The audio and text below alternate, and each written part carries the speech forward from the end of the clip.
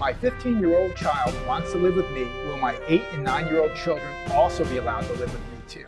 Hello, I'm Ed Hecht, and I'm a Georgia divorce and child custody attorney. I'm also a divorced single father of 2 children. I personally know what it's like to deal with these kinds of family law issues, and I am passionate about helping others get through them as well. Today's question deals with the ability of a child to have a say in which parent has primary physical custody of them, and whether the election of a child who's old enough to choose will have an effect on the custody of the younger children. Now, in a separate video, I explained a lot about the ability of a child to file an affidavit of election concerning which parent will have primary physical custody of them. I encourage you to watch that video. There's another important issue that comes up in this realm, and it's this. Let's say that a 15-year-old child who is old enough by Georgia law to file an affidavit of election elects to live with a particular parent, and that child has siblings who are not yet old enough to file an affidavit of election and thus cannot have any say at all in the matter.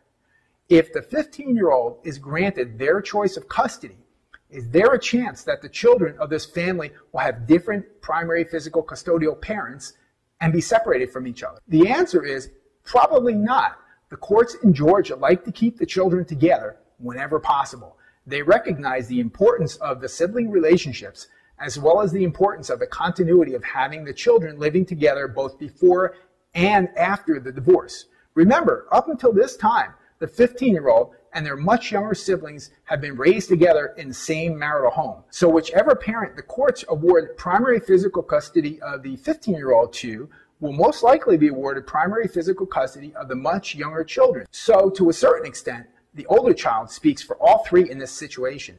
This can be a very upsetting situation to one parent or the other, particularly for the parent who is not the one that the 15-year-old has elected to be his or her primary physical custodian, and particularly since there is a presumption that the 15-year-old child can have a say in this determination. But remember, the courts are going to make the decision that they ultimately feel is in the best interest of the children. And since the 3 will most likely be living together, they will probably make that decision based on the best interests of all 3 children together. So if the court is neutral on the election of the oldest child, but feels that the younger children may need to be with the other parent who was not the choice of the older child, then they may grant primary physical custody of the 3 children together to the parent not elected by the older child. I hope that makes sense. I know this stuff can be complicated. I deal with these kinds of family law issues all the time in my practice, so call me at the number you see on the screen and we'll talk about your questions. You can also visit hechtfamilylaw.com and fill out the Contact Us form.